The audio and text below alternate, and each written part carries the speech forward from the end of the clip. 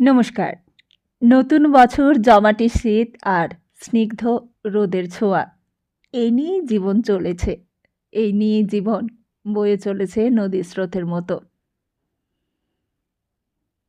কিন্তু প্রত্যেকটা শুরুরই শেষ আছে। যেমন এই উপন্যাসের শেষ পর্বে আমরা পৌঁছেছি। হ্যাঁ, কীর্তিহাটের কর্চা উপন্যাসের প্রথম খণ্ডের সমাপ্তি পর্বে আমরা পৌঁছেছি।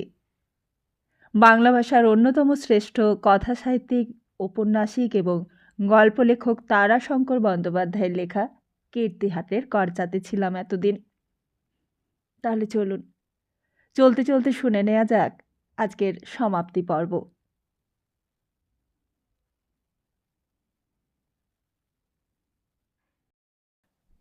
আমরা গত পর্বে শুনেছিলাম বীরেশ্বর রায় তার বিয়ে করার জন্য যোগ্য কন্যা দুনিয়াতে, অন্তত এই বঙ্গদেশে যেখানে অষ্টম বর্ষের গৌরী হিসেবে বধূবরণ করতে হয়, সেখানে তিনি খুঁজেই পেলেন না। রবিনসনের কন্যা ছিল, কিন্তু সেদিকে ঠিক মন টেনেছিল না, কিংবা টেনেছিল তা কেউই বলতে পারে না।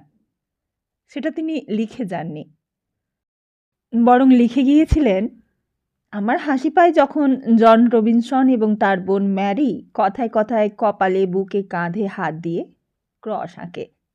এরা একেবারে মূর্খ কুঠিয়াল, বোধ করি ওদের দেশের লাঠিয়াল ছিল। তবে বীরেশ্বর রায় গিয়েছিলেন বন্ধুর বিয়েতে বরযাত্রী। কলকাতা জীবনের বন্ধু, সম্পর্কে ভাই, সোমেশ্বরের মামাতো ভাইয়ের ছেলে। কুড়ারাম ভট্টাচার্য বিয়ে করেছিলেন কালীঘাটে এক গরিব ব্রাহ্মণের মেয়েকে, তা আমি আগেই বলেছি সুলতা। বিনিময়ে তিনি তার শালকের ভাগ্যের পথ খুলে দিয়েছিলেন, তাকে নিজের অধীনে কোম্পানির সেরেস্তায় ঢুকিয়ে দিয়েছিলেন। তিনিও নিজের ভাগ্য গড়ে নিয়েছিলেন যথাসাধ্য। রায়বংশের তুলনায় তা তেমন কিছু না হলেও যথেষ্টই করেছিলেন। কালীঘাট তখন গ্রাম। কালীঘাট ছেড়ে তিনি কলকাতার ভেতরে উত্তরাঞ্চলে বড় বাড়ি করেছেন। ছেলে ইংরেজি লেখাপড়া শিখেছে, নামও হয়েছে। তারই বিয়ে। 24 পরগনার দক্ষিণ অঞ্চলে জয়নগর মজিলপুরের কাছে। কন্যাপক্ষ গ্রামের জমিদার এবং মানি লোক। এই বিয়েতে বীরেশ্বর গিয়েছিলেন। সোমেশ্বরের মামাতো ভাইয়ের ছেলে বীরেশ্বরেরই সমবয়সী এবং সম্পর্কে খুড়তুতো ভাই। বিয়ের আসরে বাইজি নাচ হয়েছিল, সেই আসরেই তিনি বসেছিলেন মগ্ন হয়ে। খুব নাকি ভালো গাইছিল বাইজি। বাইজির একটি মেয়ে ছিল, সেও তার সঙ্গে সুর দিচ্ছিল, গাইছিল ভৈরবী। ঠিক ঠিক জায়গায় বাহবাহ এবং মোহর বকশিস করেছিলেন। আর এমন সময় ঠিক একটি কিশোরী মেয়ে এসে সামনে দাঁড়ালো। আশ্চর্য সপ্রতিভ এবং আশ্চর্য রূপ। গৌরাঙ্গী নয়, শ্যামাঙ্গী, কিন্তু অপরূপ তার লাবণ্য। তখন মেয়েরা সেই 10 বছর বয়স থেকে চিকের ভেতরে বসে, পথে হাঁটে মুখ নিচু করে, ক্ষণে ক্ষণে লজ্জায় লাল হয়ে ওঠে 60 বছরের বৃদ্ধ থেকে 12 বছরের বালককে দেখে।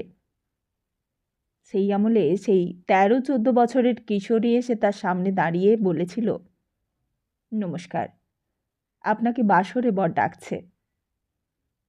মুখের দিকে তাকিয়ে বীরেশ্বর বলেছিলেন, আমাকে? হ্যাঁ, আপনি তো বরের ভাই, রায়বাবু। হ্যাঁ, কিন্তু কিন্তুর কিছু নেই, বরং বাসরে বিপদে পড়েছেন। বিপদে পড়েছেন? হ্যাঁ, গান গাইতে গিয়ে মান গিয়েছে, মান বাঁচাতেই আপনাকে ডাকছেন। বীরেশ্বর কৌতুক অনুভব করেছিলেন, বরের হয়ে বাসরে তাকে গান গাইতে হবে।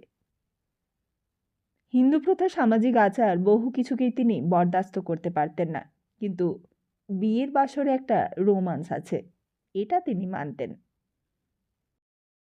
তা কণ্ঠস্বর যেমনই হোক, নবযুবক বীরেশ্বরের গায়ক খ্যাতির জন্য লোলুপতা ছিল। থিয়েটারের দলে সিরিয়াস অ্যাক্টরের সিডিও, কমিক কি কমিক পার্টে খ্যাতির জন্য এবং কমিক অ্যাক্টরের সিরিয়াস পার্টে নামের জন্য যেমন লোলুপতা থাকে, এও তাই আর কি। তবে গানে জ্ঞান এবং দখল তার ছিল। শিক্ষার ক্ষেত্রে বীরেশ্বরের ফাঁকি ছিল না, তিনি শিকারীও ছিলেন। তিনি লিখেছিলেন, লক্ষ্যভেদে আমার বুলেট কখনোই ব্যর্থ হয়নি, আর কোনো রাগের আবৃত্তিতে তালের ক্ষেত্রে আমি কখনো বিচ্যুত হইনি। যে ঘটনাটা ঘটল তার উপরেই লিখেছিলেন ওটা। বাসরে যেতেই বর বললে, ভাই বীরা, তুমি মান রাখো ভাই, ইনি আমার দিদি শাশুড়ি। গান শুনে বললেন, ওরে হরু ধোপা বাইরে এসেছে, ওর গাধা হারিয়েছে, এই বলে ঘরে ঢুকেছে। ঘরে ঢুকে বললেন, বল এটা তার গাধা নয়। তারপর এমন গান শোনালেন যে বাজাতে গিয়েও আমি হেরে গেলাম। বীরেশ্বর হেসে বললেন, আগে ওদের অনুমতি হোক। ঠাকুমা বললেন, তোমার অনুমতিই হোক ভাই রাই হুজুর, তুমি বসবে আমাদের ঘরে, এতে আমাদের অনুমতি লাগে? তুমি এসেছ শুনে অবধি আমাদের উঁকি ঝুঁকি সীমা নেই, সবাই দেখেছি। আর বলবো কি, যাকে বলে মজে যাওয়া তাই গেয়েছি। এই বয়সে আফসোস হচ্ছে কেন যে সেকেলে জন্মেছিলাম। বীরেশ্বর ঘরে ঢুকে বরের আসনের পাশে বসেছিলেন। বাজনার সরঞ্জামের অভাব ছিল না, তবলা পাখোয়াজ থেকে তানপুরা সব। বীরেশ্বর পাখোয়াজ টেনে নিয়ে ঘা দিয়ে রেখেছিলেন, সুন্দর করে বাঁধা আছে, ময়দার লেপনেও হাত দিতে হয়নি। তাই বলেছিলেন, নিন ঠাকুমা, আরম্ভ করুন। আমরা আগেই? আমি তো বাজাচ্ছি। আচ্ছা বেশ। নেলা, ভাই ভবানী, নে নে, রায় হুজুরের বাজনার সঙ্গে আর কে গাইবে, তুই নে। তা এই সেই মেয়ে যে তাকে আসরে ডাকতে গিয়েছিল। সে বললে, না না, উনি গাইবেন, আমরা শুনব। দায় তো বরের ঠাকুমা, কনের তো আর নয়। বর গাইতে পারে তো ওকে আমরা ছেড়ে দেব, নইলে বেঁধে রাখবো, আর ওর বদলে উনি এসেছেন, ছাড়িয়ে নিয়ে যান। বর বললে, না না, আপনিই গান। সত্যি বলতে আপনার গান শোনবার জন্যই বীরাকে ডেকেছি, নইলে রাখুন না আমাকে বেঁধে, ছাড়নটা আর চাচ্ছে কে? আর তা ছাড়ন কি আর এই বাঁধনের পর মেলে কারোর? ঠাকুমা বলেছিলেন, তোমরা বড় চতুর জন্তু নাচ জামাই, বাঁধন ছিঁড়েও পালাও, আবার রাত চড়া গরুর মতো রাত্রে চড়ে এসে ভালো মানুষে যে দাঁড়িয়ে থাকো গোয়ালের সামনে। সমস্ত মেয়েরা খিলখিল করে হেসে উঠেছিল। বীরেশ্বরের মনে খট করে লেগেছিল কথাটা। তিনি গলাটা ঝেড়ে পরিষ্কার করে নিয়ে বলেছিলেন, আচ্ছা বেশ, আমিই গাইছি, তা কে বাজাবে? আর বরকে বলেছিলেন, তুই ধর, ঠেকা দিয়ে যাবি। না না, ওই উনিই ধরবেন। কে? সেই মেয়েটিকেই দেখিয়ে দিয়েছিলেন নারায়ণচন্দ্র। বীরেশ্বর পাখোয়াজটা পাশে রেখে তবলা বায়া এগিয়ে দিয়ে বলেছিলেন, নিন, এবং তানপুরাটা নিয়ে সুর দেখে ধরেছিলেন একটা সাধারণ গান। কালার লেগেছে রূপনয়নে। তবলার কোমল হাতে হলেও চটাং শব্দে ঠিক ধরবার সময় চারটি শব্দ তুলে ক্ষিপ্র গতিতে মেয়েটির আঙুলগুলি যেন নেচে উঠল, নাচে জল তালে চলা হালকা প্রণয়ের মতো। তবলা বোল বলে মুখর হয়ে উঠল, একেবারেই পরাণ দিয়ে বাজনা ধরেছে। বিস্ময়ের সীমাই আর রইল না তার। কে এই মেয়ে? হঠাৎই মেয়েটি তালে চাঁটি দিয়ে বললে, অর্থাৎ তাকে ধরিয়ে দিচ্ছে, যাচ্ছে যাচ্ছে, ধর। হেসে সামলে নিলেন বীরেশ্বর, আর তারপরেই বুঝতে পারলেন বাজিয়ে আড়ি মারছে, ঠোঁটের ওপর ঠোঁট চেপে ধরে মুখ রাঙা করে যেন রোষ ভরে বাজিয়ে চলেছে। আবারও তিনি হেসে ধরলেন বাঁকা পথ, খেলতে লাগলেন, জলত থেকে জলদত্তর করলেন গতিকে। ঘরখানা সঙ্গীতের শব্দ তরঙ্গে ভরে উঠেছে, কথা গৌণ হয়ে গেছে, খেলছে কণ্ঠে সুর, তার, তবলার বোল। ঝরঝর ঝরঝর শব্দে জলপ্রপাত করছে, অথবা ঝামো ঝামো শব্দে একখানা বাসন মেঝেতে পড়ে গড়িয়েই চলেছে দ্রুত থেকে দ্রুততর গতিতে।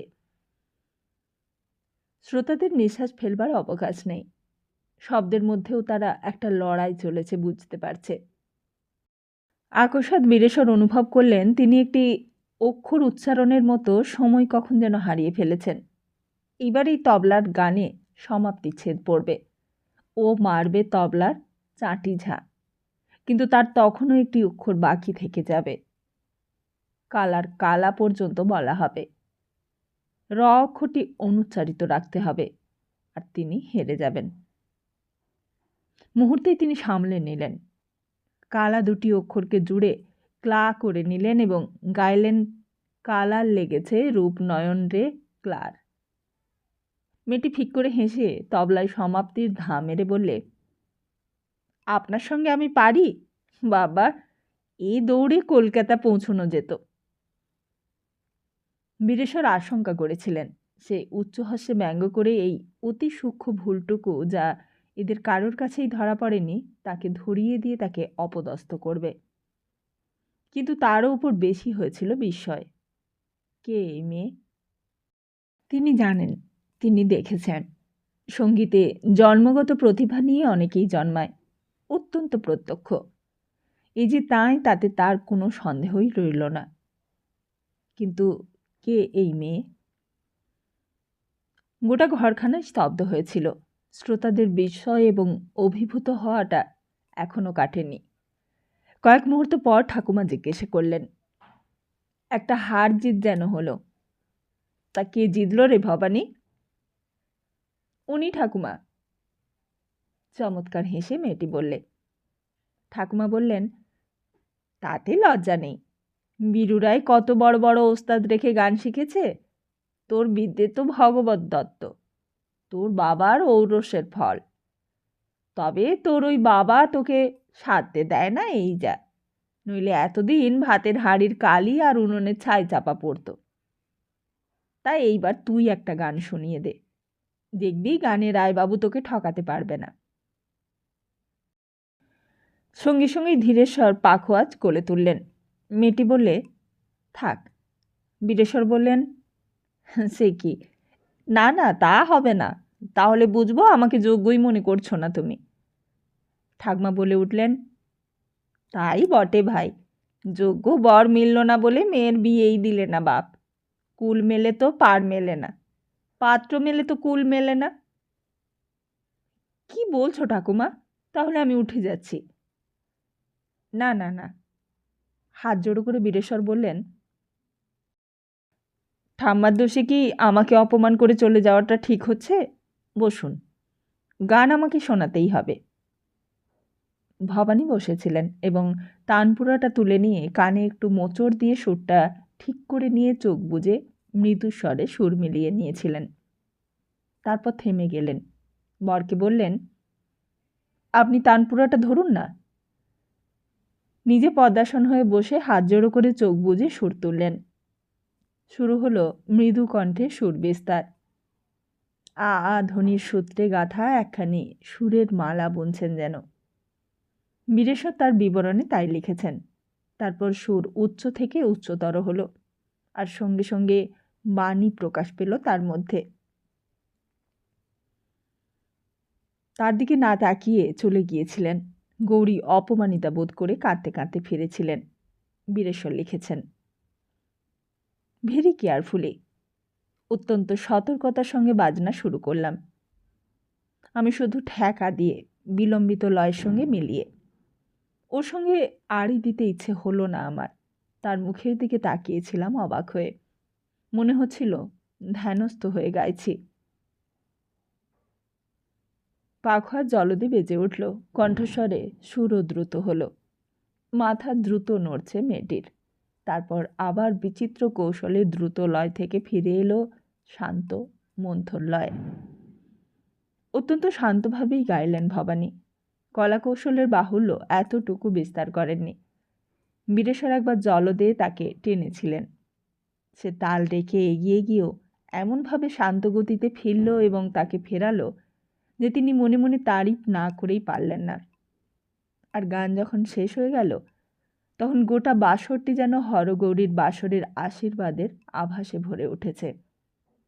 মেয়েটি তখনও বসে আছে। তারপর একসময় চোখ মেলে তাকিয়ে চারিদিকটা দেখে নিয়ে একটু হেসে নমস্কার করে ঘর থেকে বেরিয়ে গেল। বীরেশ্বর শুধু বললেন, এই ভগবানের আশীর্বাদ। তিনি ওখানেই খুড়তুতো ভাইয়ের শ্বশুরকে বললেন, এই মেয়েটিকে আমি বিয়ে করতে চাই, আপনি সম্বন্ধ করে দিন। তিনি বিব্রত হয়ে বললেন, বাবা, তুমি রাজপুত্র, মেয়েটি মেয়েটি কি? ও এখানকার একজন ভদ্রলোকের পালিতা কন্যা। মহেন্দ্রচন্দ্র যৌবনে চাকরির সন্ধানে বেরিয়ে মিশনারিদের চাকরি নেন। তাদের সঙ্গে আসামে গৌহাটিতে গিয়েছিলেন। সেখানে কে এর সাধক দম্পতির সঙ্গে পরিচয় হয়ে ভক্ত হয়ে পড়লেন। এই কন্যা তারই। সাধু পাগল হয়ে যান, সাধু স্ত্রী ওদের আশ্রয়ে থাকেন। তারপর তিনিও মারা যান। কন্যাটিকে মহেশকে দিয়ে যান, আর বলে যান যেখানে সেখানে যার তার হাতে যেন এই কন্যার বিয়ে না দেন। কুলিনদের ঘরের তো কন্যা কুমারী থাকেই, তা যার তার হাতে দেবার মেয়েও নয়। চরিত্রটাও একটু অদ্ভুত, কখনো যেন কেমন কেমন, আবার কখনো বেশ সহজ, হাসি খুশি। তা গান বাজনায় জন্ম থেকে সিদ্ধই বলতে গেলে। মহেশচন্দ্র নিজে শিক্ষিত মানুষ ছিলেন, লেখাপড়াও শিখিয়েছেন, কিছু কিছু ইংরেজিও জানে। অসম সাহস, আনন্দময়ী, আনন্দেই থাকে। মেয়েটির পালক পিতাকে বলুন না একবার, আমাকে যোগ্য পাত্র মনে করেন কিনা একবার দেখুন। মেয়ের পালক পিতা বলেছিলেন, অযোগ্য তোমাকে কি করে বলবো, তবে একটু ভেবে বলেছিলেন, কয়েকটা কথা জিজ্ঞাসা করব। করুন। তুমি মদ্যপান করো? করি। তাহলে যদি ছেড়ে দিই? দেবে? দেব। অনেকক্ষণ তার মুখের দিকে তাকিয়ে থেকে বলেছিলেন, দাঁড়াও বাবা, ওকে একবার জিজ্ঞেস করে আসি। ওর অমতের জন্যই কয়েক জায়গায় আমার পছন্দ হলেও সম্বন্ধ ভেঙে দিতে হয়েছে। ওকে আমি জিজ্ঞাসা করে আসি। বীরেশ্বর লিখেছিলেন, আমি তার জন্য পাগল হয়ে উঠেছিলাম। অবশেষে তার বাবা হাসি মুখেই ফিরে এলেন, আর আমি বুঝে গেলাম সে সম্মতি দিয়েছে, সে আমাকে পছন্দ করেছে। কি অপরিসীম আনন্দ, একটা যেন বিজয়। হ্যাঁ, সত্যিই তা ছিল এক বিজয়। মহেশবাবু বলেছিলেন, কন্যা এখন আমার, আমি সম্প্রদান করব। মেয়েটির পিতা ছিলেন সাধক, পাগল হয়ে কামাখ্যা পাহাড়ে মরে গেছেন। তার নাম ভবানীও জানে না, বলতে মানা আছে। তুমিও জিজ্ঞাসা করো না। তা বেশ, তা আমি করব না, কিন্তু আমার বাবাকে বলবেন কন্যা আপনারই। হ্যাঁ, আমি তাই বলবো। আমি বিবাহ করেই বাড়ি ফিরব। দিন দেখুন। তা দিন মিলেছিল একদিন পরেই, সেই দিনই বিবাহ করে তিনি বাড়ি ফিরেছিলেন। সুলতা, এরপর দেখি ছবির মধ্যে আবার একটা মস্ত ফাঁক। রায়বংশের জীবনে সেদিন এমন একটা জট পাকালো যে তার মধ্যে বাধা পড়ে গোটা রায়বাড়ির সারা অস্তিত্ব বিপন্ন হয়ে উঠল, এবং ধারাবাহিকতা পর্যন্ত ওই জটের মধ্যেই জড়িয়ে হারিয়ে গেছে। অথচ 1824 সাল থেকে 1845 সাল পর্যন্ত রায়বাড়িতে বহু কাণ্ড ঘটে গেছে, যা বিস্ময়কর। অথচ তার কোনো কারণ আমি খুঁজে পাইনি। আর সব থেকে বিস্ময়কর, বিমলাকান্ত রায়বাড়ি থেকে চলে গেলেন। 12 বছর বয়সে জামাই হয়ে এই বাড়িতে এসেছিলেন। সোমেশ্বর রায়ের প্রতিশ্রুতি মতো সম্পত্তির অর্ধেকের মালিক তিনি ছিলেন। বীরেশ্বর রায় বিমলাকান্তের ওপর ছেলেবেলা থেকে বিদ্বিষ্ট ছিলেন, একেবারেই দেখতে পারতেন না। বিমলাকান্ত শান্ত, শ্রীমান পুরুষ, মিষ্টিভাষী, গান বাজনাও বুঝতেন, কিন্তু ও থেকে দূরে সরে থাকতেন। স্ত্রী বিমলাও উগ্র প্রকৃতির ছিলেন, স্বামীর ওপর কথায় কথায় রেগে উঠতেন, কলহ করতেন। বিমলাকান্ত হেসে সহ্য করে যেতেন। বিমলাকে তার মায়ের ব্যাধি মৃতবৎসা রোগে ধরল। সন্তানের পর সন্তান মারা গেল। শোকে তার মাথা খারাপ হয়ে গেল। পাগলামির জন্য যা সামনে পেতেন তাই তিনি ছুঁড়ে আঘাত করতেন সামনের মানুষকে। বিমলাকান্ত আঘাত সহ্য করে সামলে নিতেন। বলতে গেলে তিনি অহরহই আগলে থাকতেন তাকে। এক ভাই বীরেশ্বরের সঙ্গে ছিল প্রীতি, কিন্তু বীরেশ্বর এবং বিমলাকান্তকে এক স্থানে রাখেননি সোমেশ্বর। বিমলাকান্ত কলকাতায় থাকতেন, কিন্তু বীরেশ্বর থাকতেন কীর্তিহাটে। জন রবিনসন নীলকুঠিয়ালের পুত্রের সঙ্গে দুর্ধর্ষপনা করে বেড়াতেন, পাদ্রী হিল সাহেবের কাছে পড়তেন। হঠাৎই বীরেশ্বরের জীবনের পরিবর্তন ঘটল। তিনি বিবাহ করলেন ভবানীকে এবং বললেন তিনি কলকাতায় থাকবেন। বিমলাকান্তকে সোমেশ্বর লিখলেন, কীর্তিহাটে এসো। তখন সোমেশ্বরের শরীর ভেঙেছে। তিনি যেসব সম্পত্তি কুড়ারাম রায় ভট্টাচার্যের পর কিনেছিলেন এবং রায়দের সেই জমিদারি বেশি, তার সমস্তই দেবোত্তর করে ট্রাস্টি নিযুক্ত করলেন ছেলে এবং জামাইয়ের নামে, আর অ্যাডভাইজার রাখলেন রামব্রহ্মা স্মৃতিতীর্থকে এবং গিরীন্দ্র আচার্যকে। বীরেশ্বর বিবাহ করে কলকাতায় তখন জীবনে ফিরবার চেষ্টা করছিলেন। প্রতিশ্রুতি মতো মদ ছেড়েছেন। বধূ ভবানীকে নিয়ে আনন্দে থাকতেন জানবাজারের বাড়িতেই। বাড়িটা তখন ছোটই ছিল, কিন্তু বেশি দিন তার থাকা হলো না। বাপের অসুখের জন্য ফিরে আসতে হলো কীর্তিহাটে, এবং কীর্তিহাটে এসে স্বতন্ত্র বাসের জন্য বিবি মহল তৈরি করলেন। ওই বাড়িতেই তিনি থাকবেন। তার বাপের দেবোত্তরের দলিলের তিনি বিরোধী ছিলেন। তিনি বলেছিলেন, সম্পত্তির অংশ ভাগ্নেকে ভগ্নিপতিকে দিতে আমার কোনো আপত্তি নেই, কিন্তু দেবোত্তর রায় বংশের, দেবোত্তরে ভগ্নিপতি ট্রাস্টি কেন হবে?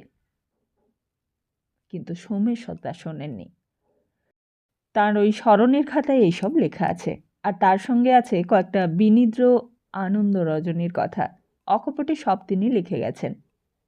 তারপর মারা গেলেন সোমেশ্বর। বীরেশ্বর স্ত্রীর অনুরোধেই কোনো বিরোধ করলেন না দলিল নিয়ে। কীর্তিহাটে বিমলাকান্তের কৃতিত্বে হস্তক্ষেপ পর্যন্ত করলেন না। সেই বছর 1845 সালে জন্ম হলো কমলাকান্তের। শুধু কমলাকান্তেরই জন্ম নয়, বীরেশ্বর রায়ের নিজেরও সন্তান হলো প্রায় একই সঙ্গে।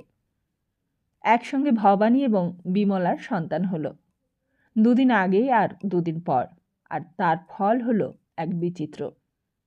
মৃতবৎসা রোগ এইবারে বিমলার ভালো হলো, ভালো হয়ে ভবানীকে ধরল। গ্রামের লোকে বললে, খুঁজে দেখুন রায়বাবুরা, কোনো সাপ সাপান্ত কোথাও আছে কিনা। বীরেশ্বর বললেন, সাপ থাক, চেঁচাতে বারণ করেছি, চেঁচালে চাবুক মারব। আর এরই বছর খানিকের মধ্যে বিমলা আত্মহত্যা করলেন। তার বাতিক হয়েছিল, মরে গেল, আর তার ছেলে মরে গেল। কমলাকান্ত 2 বছরের ছেলে নিচে বাগানে খেলা করছিল। বিমলা বারান্দায় এসে চিৎকার করে উঠল, ঝোপে সাপ আছে। কমলাকান্ত সেই দিকেই ছুটেছিল। বিমলা বারান্দা থেকে লাফিয়ে নিচে পড়ল ছেলেকে ধরতে, এবং তৎক্ষণাৎ মারা গেল। ভবানী মানুষ করতে লাগলেন কমলাকান্তকে। বীরেশ্বর তাকে তখন থেকেই রত্নেশ্বর বলে ডাকতেন। আর তারপর 2 বছর পর হঠাৎ যেন একটা কিছু ঘটল। বীরেশ্বর আবার মদ ধরলেন, এবং আক্রোশ হলো বিমলাকান্তের ওপর, আর ওই দুগ্ধপোষ্য 4 বছরের কমলাকান্তের ওপর। স্ত্রীর ওপরেও বিমুখ হলেন। জন রবিনসন অর্থাৎ জুনিয়র রবিনসন তখন নীলকুঠির মালিক হয়েছে। তার ওখানে গিয়ে সময় কাটাতে লাগলেন। মদ্যপান, শিকার, এই 2 নেশাতেই প্রমত্ত হয়ে উঠলেন। আর তারপর বিরোধ বাঁধতে লাগলো বিমলাকান্তের সঙ্গে। ধীরে ধীরে বিরোধটা যেন একটা গুহাবাসী হিংস্র জন্তুর মতো বাইরে আসতে লাগলো।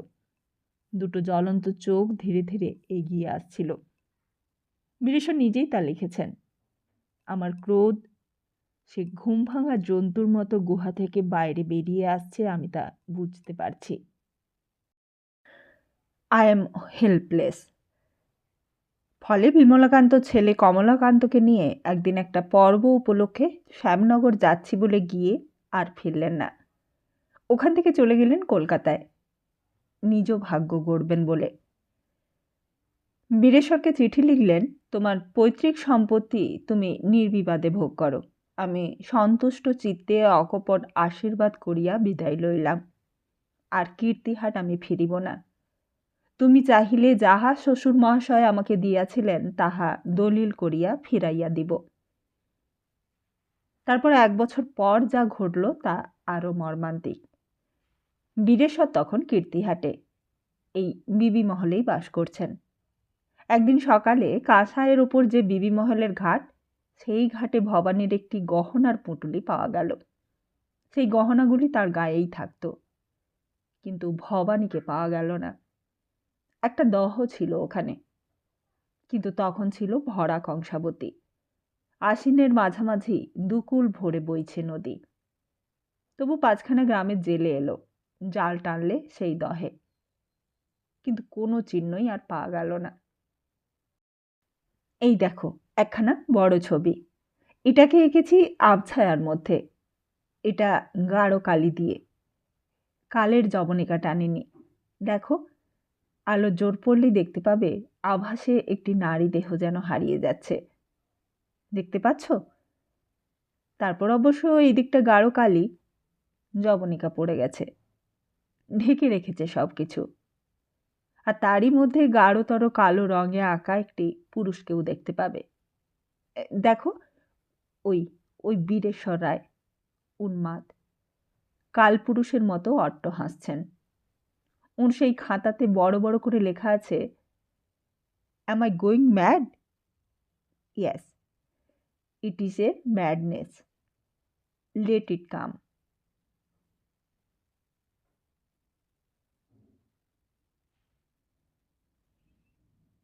নমস্কার, সবাই ভালো থাকুন, সুস্থ থাকুন, আর সবাইকে ভালো রাখুন।